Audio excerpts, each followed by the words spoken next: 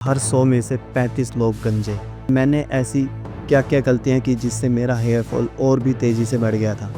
Market में जो ये हज़ारों हेयर प्रोडक्ट्स हैं, क्या ये हेयर फॉल को रोकने में इफ़ेक्टिव हैं? बहुत से लोग ऐसा बोलते हैं कि शैम्पू करने से बाल पतले हो जाते हैं और ज़्यादा गिरने लगते हैं, बट ये एक मिथ है। जब हम देखते हैं कि हमारा हेयर फॉल स्टार्ट हो गया तो हम ऑयलिंग करना स्टार्ट कर देते हैं। कितना पैसा लगता है हेयर ट्रांसप्लांट? क्या आपको पता है इंडिया में 34.6% लोग गंजे हैं? Yes, and I am not talking about the females and the mails, I am just talking about the mails. 34.6%, it's almost 35%। अगर सीधी भाषा में बताऊं तो हर 100 में से 35 लोग गंजे। यस, और ये मैं नहीं बोल रहा हूँ कि ये रिपोर्ट्स बोल रही।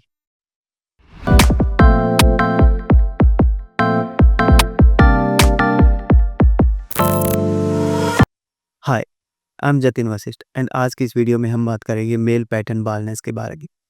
एंड डोंट वरी, इस वीडियो में हम बिल्कुल डिटेल में बात करेंगे कि क्या रीजंस होते हैं जिनकी वजह से हेयर फॉल होता है, एंड जो मार्केट में दुनिया भर के प्रोडक्ट्स हैं वो हेयर फॉल को कम करने में यूज़फुल हैं भी या नहीं, एंड क्या सॉल्यूशंस है जिसकी वजह से हम अपने हेयर फॉल को कम कर सकते हैं। And the last but not least, I will tell you कि क्यों मैंने हेयर ट्रांसप्लांट करवाया, एंड ट्रांसप्लांट से पहले मैंने क्या क्या किया हेयर फॉल को रोकने के लिए।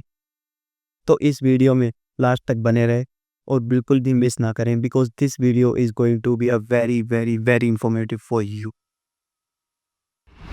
इससे पहले कि हम आगे बढ़ें, मैं आपको बता दूं कि पिछले 6 सालों से मैं भी हेयर फॉल की प्रॉब्लम फेस कर रहा था, एंड रिसेंटली मैंने हेयर ट्रांसप्लांट करवा लिया है, जिसके बारे में भी हम आगे बात करेंगे। बट इस वीडियो में मैं आपको बताऊंगा कि मैंने ऐसी क्या क्या गलतियां की जिससे मेरा हेयर फॉल और भी तेज़ी से बढ़ गया था, वो सब हम बात करेंगे। अगर आपके पूरे दिन में 50 बाल तक गिरते हैं तो डॉक्टर्स के अकॉर्डिंग वो नॉर्मल है, उसे हम हेयर फॉल नहीं बोलेंगे, बिकॉज हेयर्स की एक लाइफ साइकिल होती है जिसके 3 फेसेस होते हैं, anagen, catagen and telogen. Anagen face में जो हमारे हेयर्स हैं उनकी ग्रोथ होती है और बाल बढ़ते रहते हैं। कैटेजन जो फेस है उसमें हमारे हेयर्स जो है उनकी ग्रोथ रुक जाती है और जो वो धीरे धीरे श्रिंक होना स्टार्ट हो जाते हैं। And the third, telogen face. Telogen face में हमारे हेयर्स गिरना स्टार्ट हो जाते हैं, बट ऐसा नहीं है कि ये हेयर्स फिर से नहीं आते, बिकॉज मैंने आपको बताया कि ये एक लाइफ साइकिल है हेयर्स की। टेलोजन फेज के बाद फिर से एनेजन फेज आता है और नए बाल आते हैं और उनकी ग्रोथ होना स्टार्ट हो जाती है। तो ये थी हेयर्स की लाइफ साइकिल, जिसमें आपके 50 बाल तक गिरना नॉर्मल होता है। बट अगर आपके 50 से ज़्यादा बाल गिर रहे हैं एक दिन में, तो यहाँ स्टार्ट हो जाता है hair fall, male pattern baldness, जो कि आज के टाइम में बहुत ही कॉमन है। बट सोचने वाली बात यह है कि ऐसे क्या रीजंस है जिनकी वजह से हेयर फॉल होता है। क्या ये प्रोटीन की कमी से होता है, या किसी न्यूट्रिशंस की कमी से होता है, या फिर डैंड्रफ की वजह से होता है? तो मैं आपको बता दूं कि ये किसी एक रीज़न से नहीं होता। हेयर फॉल होने के बहुत से रीजंस होते हैं। इनमें से एक रीज़न है जेनेटिक्स। अगर आपकी फैमिली में हेयर फॉल की प्रॉब्लम चलती आ रही है, जैसे आपके फादर या आपके ग्रैंडफादर में से किसी को हेयर फॉल है, तो ये भी एक कारण हो सकता है आपके हेयर फॉल का। एंड मेरे केस में जेनेटिक्स भी एक रीज़न था। अगर आपकी डाइट प्रॉपर नहीं है और आप कोई फिजिकल एक्टिविटी नहीं करते, लाइक वर्कआउट, योगा, रनिंग, और अच्छे से सोते भी नहीं हैं, इससे भी हेयर फॉल हो सकता है। और एक लाइफस्टाइल का अच्छा ना होना भी हेयर फॉल का रीज़न होता है। मेरे केस में मैं जॉब करता था दूसरे शहर में, जहाँ मुझे प्रॉपर खाना नहीं मिल पाता था, और मैं वर्कआउट भी नहीं करता था, जिससे मेरी लाइफस्टाइल अच्छी नहीं चल रही थी। तो ये भी एक रीज़न था मेरे हेयर फॉल होने का। बॉडी में हार्मोन्स का चेंज होना भी हेयर फॉल का कारण बन सकता है। प्रॉपर हेयर केयर ना होने के कारण हमारे स्कैल्प पर डैंड्रफ जमा हो जाता है, जो बालों को ख़राब और डैमेज कर देता है, जिससे हमारे बाल झड़ना स्टार्ट हो जाता है। हमारे जो हेयर्स हैं वो केराटिन से बनते हैं, और केराटिन प्रोटीन से बनता है।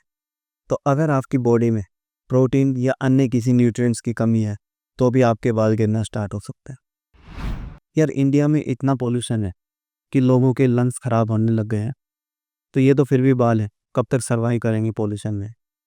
अगर आप किसी ऐसी सिटी में रहते हैं जहाँ पोल्यूशन बहुत ज़्यादा है, तो भी आपके बाल गिरना स्टार्ट हो सकते हैं।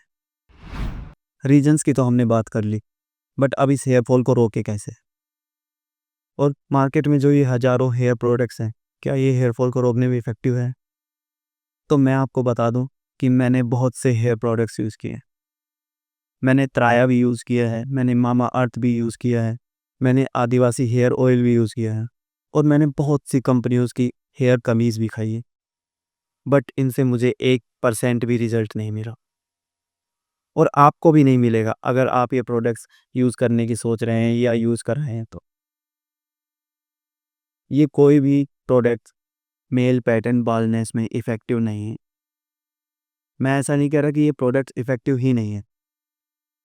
ये काम कर सकते हैं अगर आपका हेयर फॉल नॉर्मल है, तो ये उसे थोड़ा बहुत कम कर सकते हैं। बट सुई अभी भी वहीं अटकी हुई है कि ऐसा क्या किया जाए जिससे हेयर फॉल को रोक सके। तो यह झूठी तसल्ली देने का कोई फ़ायदा नहीं है, बिकॉज़ एक बार जब आपको मेल पैटर्न बाल्डनेस स्टार्ट हो जाता है, तो वो रुकता नहीं है। हाँ, कुछ ऐसे सॉल्यूशंस हैं जिनसे आप इसको कम करके स्लो कर सकते हैं। तो चलिए चलते हैं सॉल्यूशंस की तरफ। Sunlight sunlight is very very very important for your body, not just for hairs. It's also beneficial for your bone health, mental health and blood pressure. Vitamin D3 हमारे बालों में एक की रोल प्ले करता है and most of the cases में hair fall का main reason vitamin D3 की डेफिशिएंसी होता है। और अगर आप वीक में 3 से 4 बार मात्र 10 मिनट के लिए धूप में बैठकर सनलाइट लेते हैं, तो ये आपकी बॉडी में विटामिन D3 का प्रोडक्शन जनरेट करती है और आपकी बॉडी को रिक्वायर्ड D3 मिल जाता है। Hair care routine. जब हम घर से बाहर जाते हैं तो हमारी स्कैल्प पर डस्ट जम जाती है, स्कैल्प ऑयली हो जाती है, बहुत पसीना आता है, इसलिए हमें हमारी स्कैल्प को साफ रखना भी बहुत ज़रूरी है। आपको वीक में 2 से 3 बार अपनी स्कैल्प को शैम्पू से वॉश करना चाहिए। हाँ, बहुत से लोग ऐसा बोलते हैं कि शैम्पू करने से बाल पतले हो जाते हैं और ज़्यादा गिरने लगते हैं, बट ये एक मिथ है। यार, अगर आप पूरा वीक के लिए नहीं नहाते हैं तो आपको अपनी बॉडी गंदी लगने लग जाएगी, बहुत भारी-भारी फ़ील होने लगेगी। बट जब आप एक बार नहा लेते हैं, तो आपको काफ़ी रिलैक्स फ़ील होता है, आपकी बॉडी आपको बहुत हल्की लगती है। तो ये तो नहीं कि आप कमज़ोर हो गए नहाने से, तो आपके बाल कैसे कमज़ोर हो सकते हैं वॉश करने से? और ये मैं नहीं, ये डॉक्टर्स बोलते हैं, मेडिकल साइंस बोलती है कि आपको अपने बालों को वीक में 2 से 3 बार शैम्पू से वॉश करना चाहिए। Stop oily. इवन जब हम देखते हैं कि हमारा हेयर फॉल स्टार्ट हो गया, तो हम ऑयलिंग करना स्टार्ट कर देते हैं और 15-15 मिनट तक, आधा-आधा घंटा तक मसाज करते हैं और उसे ओवरनाइट के लिए छोड़ देते हैं ताकि हमारा हेयर फॉल रुक जाए। बट असली हेयर फॉल वहीं से स्टार्ट होता है। यप, हमारा हेयर फॉल हो रहा है क्योंकि हमारे जो बाल हैं वो कमज़ोर हो गए हैं और जब आप मसाज करते हैं स्कैल्प पर, तो वो जो बाल है वो रूट से निकल जाता है और आपका सर खाली दिखने लगता है, जिससे आप और भी जल्दी गंजे हो जाते हैं। मेरे केस में भी यही हुआ था। जब मुझे हेयर फॉल स्टार्ट हुआ, तो मैंने भी ऑयलिंग करना स्टार्ट कर दिया और मेरा सर बहुत जल्दी खाली हो गया। मैं बहुत जल्दी गंजा दिखने लग गया था। अगर ऑयलिंग करना आपकी हैबिट है, आपको अच्छा लगता है ऑयलिंग करना, तो आप नहाने से 5 मिनट पहले थोड़ा-सा ऑयल लेके उसे लगा सकते हैं और उसे 5 मिनट बाद शैम्पू से वॉश कर लें।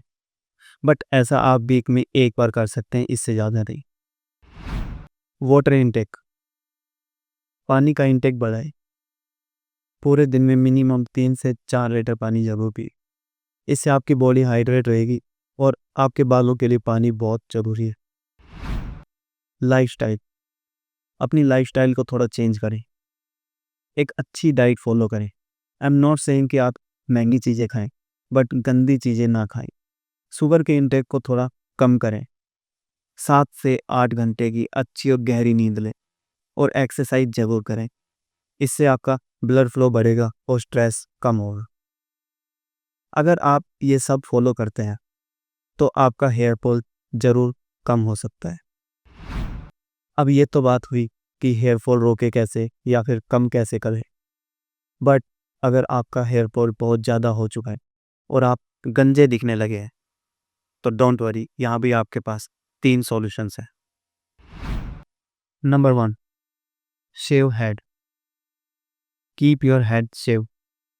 अगर आपको फ़र्क नहीं पड़ता आपके गंजेपन से और आप लो कॉन्फिडेंस फील नहीं करते, then you should keep your head shave. इससे आपका लुक और भी अच्छा लगेगा as compare to less hairs on the head. Number 2, hair patch. You can wear a hair patch. Hair patch एक अच्छा सॉल्यूशन है मार्केट में।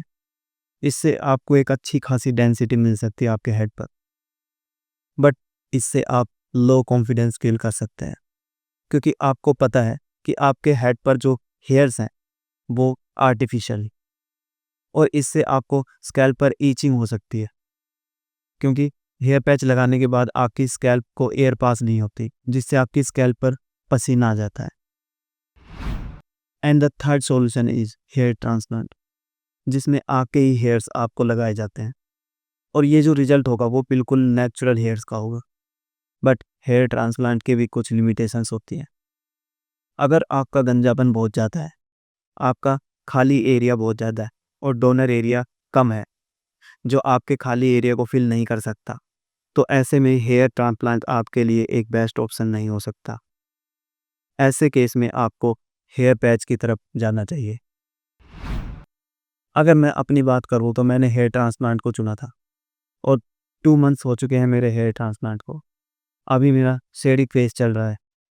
And if you want to know more about my hair transplant journey, then please comment करके बताओ यार। मैं आपके लिए डेफिनेटली एक वीडियो लेके आऊँगा जिसमें मैं आपको सब कुछ डिटेल्स में बताऊँगा कि कहाँ से मैंने हेयर ट्रांसप्लांट करवाया और क्या-क्या टेस्ट हुए थे मेरे हेयर ट्रांसप्लांट से पहले और कौन-कौन सी मेडिसिन्स मैं ले रहा हूँ। And the most important thing जो आपको कोई नहीं बताता कि कितना पैसा लगता है हेयर ट्रांसप्लांट है और मेरा हेयर ट्रांसप्लांट कितने रुपए में हुआ, ये सब मैं आपको अपनी वीडियो में बताऊँगा।